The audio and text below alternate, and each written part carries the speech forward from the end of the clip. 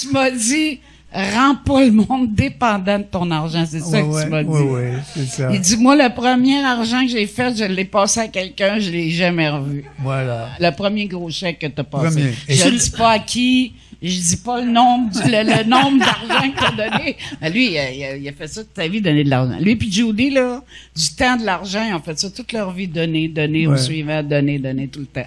Fait que j'ai assez. Mais là, on regrette.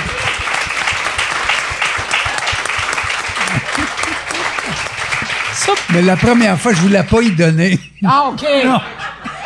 J'avais prêté. Tu avais prêté, mais il n'est jamais revenu. Ouais. Non, mais c'est bon, un gars qui me... Écoute, là, je gagnais 1200 par année dans ce temps-là. Là, tout à coup, je fais quelques monologues, puis là, ça se met à marcher. Là, je fais la Place des Arts. Je sors de là avec quelque chose comme 28 000 $. Là, on parle des années 70. Des années 60. Comme 250 000 aujourd'hui. Là. C'est beaucoup d'argent. Et là, par hasard, un de mes amis que j'avais pas vu depuis longtemps s'est ennuyé de moi. Et il fallait qu'il me voie, je suis plus capable, là, ça fait trop. Et la conversation, puis là, me passeras-tu 25 000? Je suis mal pris, sans ça, je vais faire faillite. Fait que j'y ai prêté. Fait que j'ai perdu mon argent. Puis t'étais proche comment de ce gars-là? Pas trop proche. Mais à partir de ce moment-là, je me suis éloigné un peu. Mais c'est comme si quelqu'un gagne la loterie, mettons. Ouais. T'en as pas d'argent. Donc, c'est pas important que si t'en fais de la perte, t'as pas eu le temps de savoir ce que c'est d'en avoir. Ouais. Alors, moi, 25 000... Écoute, 25 000 $ dans ce temps-là, t'achetais une maison à Montréal, un char, tu sais. Mais pas vrai, une maison Ben à Montréal, dans ces années-là, ça devait être 35-40 000. Oui, écoute. Puis ça, c'était des grosses maisons. Nous autres, à la fin des années 70, on peut le dire maintenant, ça fait tellement longtemps, à la fin des années 70, là, presque 80, on a acheté une maison à Westmount, là. Une maison, un coin de rue, avec un jardin d'à peu 50 sur 50, une maison de 4 500, 5 000 pieds carrés, et ça coûtait pas 100 000 $. Tabarouette. C'est drôle, hein? C'est effrayant. Ah ouais. Ça coûtait rien, les années 70. Là. Pour moi, les plus grandes années, c'est 60-70, où on en avait le plus pour notre argent. Ouais. Dans les années 60, ma première femme et moi, Myriel, on était des jeunes acteurs. Avec 2000 $ par année à deux, on avait un autosport, on vivait au centre-ville, on mangeait au restaurant au moins 4 fois par semaine. C'est tout, ça fait pas de bon sens. Aujourd'hui, dans ce temps-là, dans les années 60, où encore beaucoup de femmes restaient à la maison, un homme au salaire minimum pouvait faire vivre sa famille.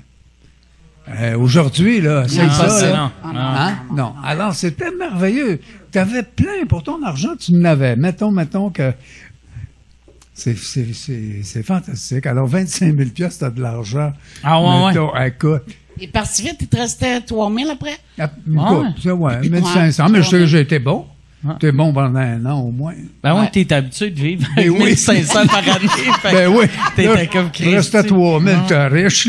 Mais tu sais, moi tu sais, je savais que ça arrivait pour le monde qui gagne la loterie. Ouais. Moi, j'ai jamais vécu ça, mais c'est parce que moi, ça a été bien long avant que je commence à faire de l'argent. Fait que ma famille ils s'en sont pas aperçus. Ouais, ils s'en ont pas aperçu. Tu sais, je gagnais 1000 de plus que l'année d'avant.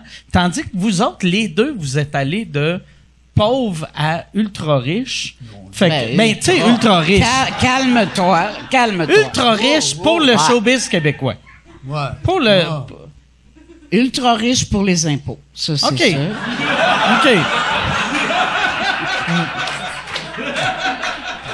Non, mais écoute, juste pour te donner une idée, en 75 à peu près, ma mère m'appelle. Veux que tu m'achètes une maison? OK. Avait parlé à ton ami. Ouais. Non, mais elle voulait... Mon frère venait de déménager à la Chine. Alors, elle voulait avoir une maison proche. On a trouvé une maison tout près. Ben, écoute, là, à la Chine, devant un parc, une maison ordinaire, là, sur des petits carrés 20 par 24, 3 chambres à coucher, mais ça coûtait 14 000 Tabarouette, ça n'a aucun sens. Ça a Mais aucun- pourquoi ça a monté de même? Parce que les salaires, ils n'ont pas augmenté tant que ça. là. Ben, ils ont quand même, écoute, Ben oui, ils ont augmenté, mais c'est quoi le salaire minimum maintenant? C'est 15 $? pas encore. Non, 14? c'est 13 et quelque chose. Chez hein, McDo, pas- ils payent 14 $. Je sais, je travaille là une fin de semaine. T'as lâché Duncan, t'as passé cher. Payé pas assez. Ils ont fermé. Ils ont fermé. Ils ont fermé, Duncan. Duncan. Non, mais 14 piastres de l'heure, là, tu peux pas faire tout ce que tu as à faire pour ta famille. Mettons, non. Tu peux une plus famille, vivre, 2 enfants, tu peux plus vivre Non. juste avec Moi, ça. là. ça, c'est un enfant qui m'avait vraiment rendu triste il y a une couple d'années. Il y a les premières fois qu'il y avait des articles, mettons, dans les journaux sur des mères monoparentales qui avaient des jobs puis qui réussissaient pas à payer leur loyer. Puis j'étais comme, me semble, quelqu'un qui a un job devrait tout le temps être capable de Au payer. moins de payer Ouais, le c'est loyer, ça. au moins moins. de payer ton Le loyer reste, puis tu peux nourrir. t'organiser, Je peux là. comprendre que tu seras pas capable Moi, je suis d'aller à contente Cuba parce 2 que- fois par année. Oui. Mais Mais je suis contente parce que pendant 5 ans, j'ai réussi à payer un loyer monoparental en ayant la job de serveuse, mais je me débrouillais bien avec les pourboires, puis je faisais des shows, Duncan. Je faisais pas juste vendre des bains. tu sais. Ben oui. Mais j'avais beaucoup de pourboires, mais tu sais, je me dis, j'ai appelé le propriétaire peut-être 2 fois pour dire, attendez un petit peu pour prendre le loyer ce mois-ci, tu sais. Mais il m'arrivait toujours un contrat, genre, aller faire un petit show à Québec, aller faire, tu sais, la vie m'a toujours donné un coup de main, tu sais. Aussitôt que je manquais d'argent, il y avait un téléphone important toi, qui arrivait, tu sais. quand t'as commencé à faire de l'humour, tu travaillais déjà au Duncan? Ouais. J'ai Puis- lâché tard. J'ai commencé en 87 l'humour au club, OK. Soda. Puis en 93-94, je travaillais encore au Duncan parce que vu que j'avais les 2 enfants, je me disais, Ouais, t'avais pas le je peux choix. pas laisser une job où je sais que je vais gagner de l'argent que d'attendre que le téléphone sonne, tu sais. ça- Puis avant de commencer à faire de l'humour, t'avais-tu une deuxième job ou c'était juste tu travaillais juste au Duncan? juste au Duncan. Fait que ça devait être des années vraiment dures. Ben financièrement, ouais, je 2 ramassais enfants. des meubles dans les poubelles. Les enfants se cachaient parce qu'ils avaient honte, là. OK. Quand j'allais ramasser un fauteuil dans les Oui, poubelles, mais- les enfants se cachaient. Ça devait être dur parce que tu as eu une enfance riche. Oui, ben oui. Oui, c'est ça. J'étais habituée d'avoir de l'argent. L'argent. Lise a eu une ce qui enfance était drôle, assez là, tough, hein? c'est que, Assez tough. c'est assez tough. Oui, Ouh, c'est ouais, tough. c'est tough. Mais c'était drôle parce que pendant que j'avais les 2 enfants, à un moment donné, j'ai acheté un gars, il avait volé un vidéo, puis il me l'a vendu pas cher, tu sais. Un VHS? OK. Là, il y a un huissier qui arrive un matin parce que je pense que j'avais pas payé mes tickets ou je sais pas quoi. Ah, puis tu pensais J'avais pas d'argent pour les payer, les tickets. Bon, en tout cas.